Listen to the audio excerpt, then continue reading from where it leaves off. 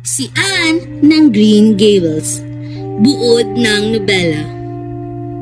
Napansin ni Ginang Richelieu, isang kapitbahay na mausisa at maghilig mabatyag sa mga pangyayari sa buhay-buhay ng kanyang mga kapitbahay sa bayan ng Avonlea, ang hindi pangkaraniwang ikinilos ni Matthew Cuthbert. Si Matthew, isang 60 taong gulang na magsasaka, tahimik, labis na mahiyain at hindi madalas lumabas ng bahay, ay nakita niyang bihis na bihis sakay ng kanyang munting sasakyan at halatang may mahalagang sadya sa labas ng bayan. Bihira itong mangyari, kaya naman labis na naging interesado si Ginang Lynn na malaman ang dahilan. Nagpunta siya sa Green Gables, ang lupaing pag-aari ng magkapatid na Matthew at Marilla, upang makiusisa. Nalaman niyang papunta pala sa himpilan ng tren si Matthew upang sunduin ang binatilyong ipinadala ng bahay ampunan sa Nova Scotia upang ampunin nila at makatulong sa ilang gawain sa bukid. Dito, nagpahayag ng pagkagulat si Ginang Lynn at nagsabi na kung ano-anong nakakatakot na kwentong nabalitaan niyang ginawa na dati ng mga batang inampun. Naisip din ito ni Marilla, subalit pinayapa na lang niya ang sarili lalo't pat alam niyang Canadian din ang batang aampunin kaya hindi na rin ito naiiba sa kanila. Hindi nga lang niya naisip ang pag-aampon ng isang babae dahil wala naman itong magiging silbi sa bukid. Nang dumating si Matthew sa himpilan ng tren ay laking gulat niya nang malamang nagkamali ng batang ipinadala ang ampunan. Isang batang babae sa halip na ang gusto sana nilang batang lalaki, ang inaputan niya. Kakaiba si Anne Shirley, isang 11 taong gulang na batang babaeng may suot na kupas, luma at pangit na damit. Lumang sombrero, may mapulang buhok na nakatarintas at may dalang isang lumang bag na lalagyan ng kanyang mga gamit. Wala siyang nagawa kundi iuwi muna sa kanilang bahay si Anne. Sa maikling biyahe pabalik sa Green Gables ay naging magaan agad ang loob ni Matthew sa bata kahit pa siya'y takot makasilimuha sa mga babae. Dahil sa ito'y masiyahin, ubod ang daldal at may napakakulay na imahinasyon. Sa Green Gables ay hindi na itago ni Marilla ang pagdismaya na makita si Anne. Dito, nalaman ni Anne na hindi siya ang inasahan ng mga taong mag-aampon sana sa kanya. Umiyak siya ng umiyak, hindi malaman ng magkapatid na Matthew at Marilla kung ano ang gagawin sa bata. Iminungkahi ng mahiyaing si Matthew na kupkupin na lang nila at huwag nang ibalik sa ampunan si Anne.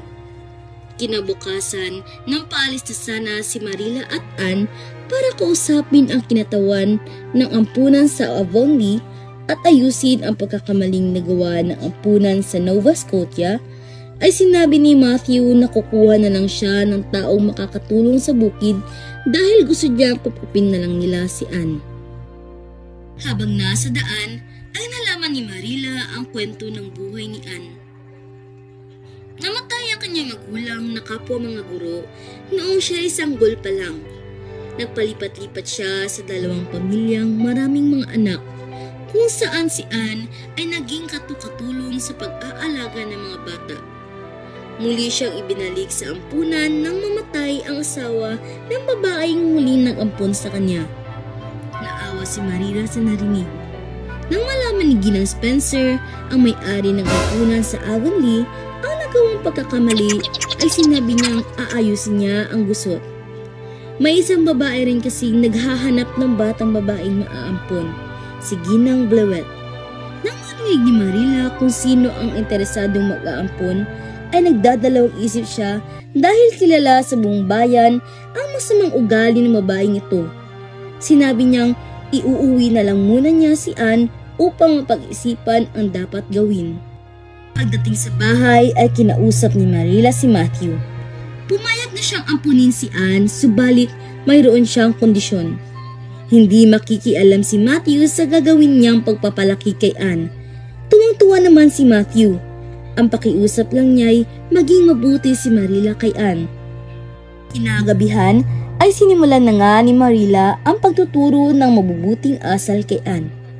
Pinagsabihan niya ang batang magdasal, subalit ikinagulat niyang malaman na hindi pala ito marunong. Ayon kasi sa babaeng unang nag-ampun sa kanya, sinadya raw ng Diyos na bigyan siya ng pulang buhok na labis niyang ikinaiinisan, kaya naging malayo ang loob niya sa Panginoon. Dito, napag-isipan ni Marilla na ipasok si Anne sa Sunday School ng kanilang simbahan upang matuto siya ng tungkol sa relihiyon. Kabukasan, nang muling magtanong ang bata, ay pinaalam na ni Marilla kay Anne na patitirahin na rin siya sa Green Gables. Tuwang-tuwang nangako ang bata na siya'y magiging mabait at masunurin, mga katangiang alam niyang magugustuhan ni Marilla. Nagtanong din siya kung pwede niyang tawaging auntie si Marilla, subalit sinabi niyang Marilla lang ang itatawag sa kanya. Naging maayos ang mga unang araw ni Anne sa Green Gables. Nagawa niyang maglibot at kilalanin ang mga puno at halaman sa paligid, hanggang sa muling dumalaw ang mausisang kapitbahay na si Ginang Lynn.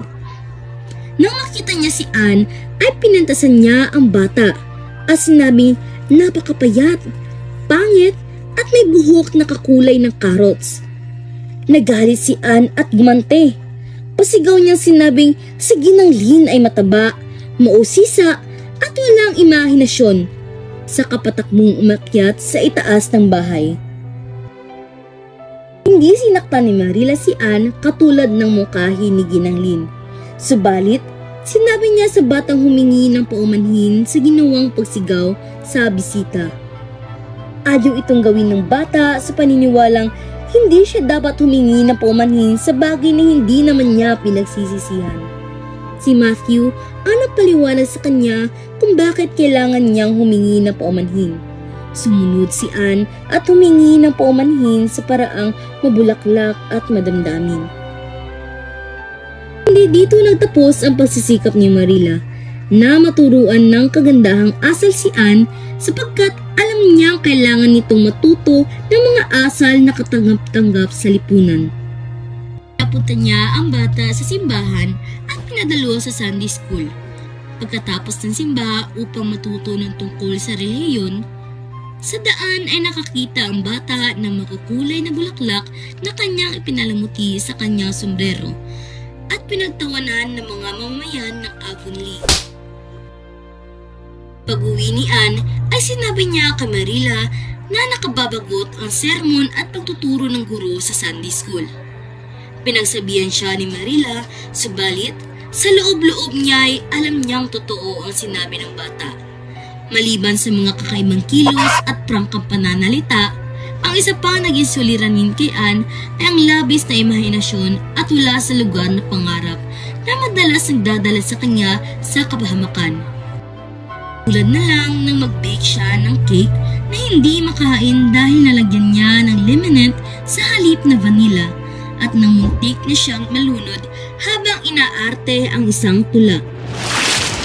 Alit, hindi lang si Marilla ang nagturo kay Anne.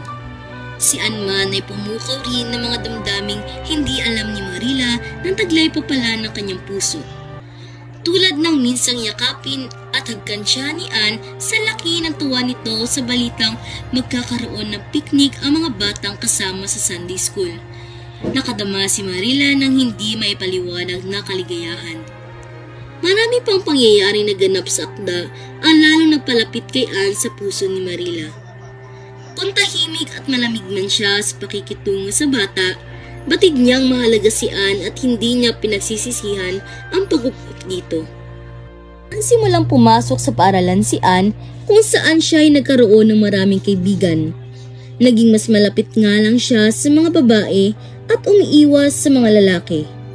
Mas lumawak ang mundo niya at dito lumutang ang taglay niyang likas na katalinuhan. Ang karibal niya sa pangunguna sa klase si Gilbert Blythe. Ang kaklaseng kinaiinisan niya dahil tinatawag siyang carrots at pabirong hinatak pa ang kanyang tirintas.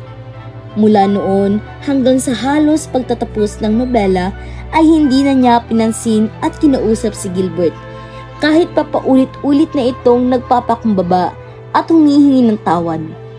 Masakit kay Anne na tawaging Carrot dahil sa simula pa lang ay ayaw na ayaw niya sa pulang buhok na sa tingin niya'y nagpapapangit sa kanya. Ding matalik na kaibigan ni Anne si Diana, isang batang kapitbahay at kaklase rin niya. Lagi silang sabay sa pagpasok sa paaralan at sa pagsasadula sa mga bagay na bunga ng makulay na imahinasyon ni Anne. Minsan, sa kanilang pagsasadula ay aksidenteng napainom niya ng totoong alak si Diana sa halip na juice ng raspberry. Inakala ng nanay ni Diana na sinadya niyang lasingin ang anak. Kaya't pinagbawalan niya si Diana na makipaglaro o makipag-usap kay Anne.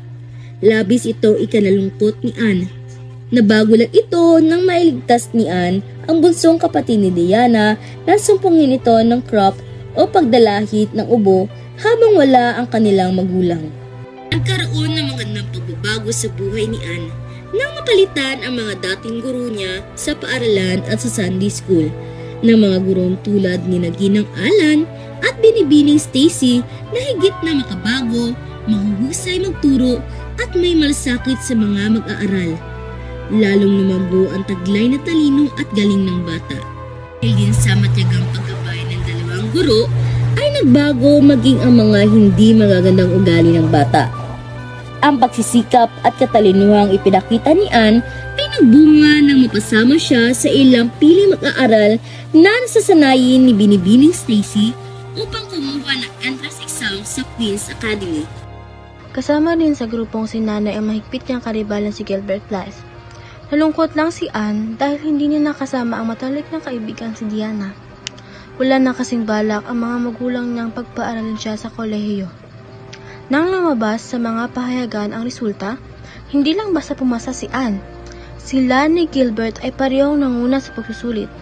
At ang lahat ng mga mag-aaral mula sa Avonlea na kumuha rin ng pagsusulit ay pumasa. Tuwang-tuwa sila Matthew, Marilla, Ginang Lind, at Diana sa tagumpay ni Anne.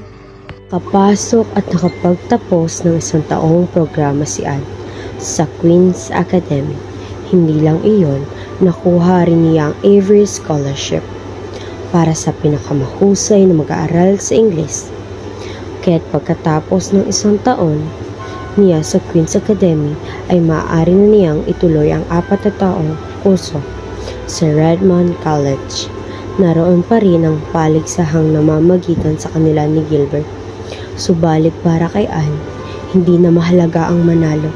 Sa halip, iniisip niyang sana'y maging magkaibigan na sila ni Gilbert.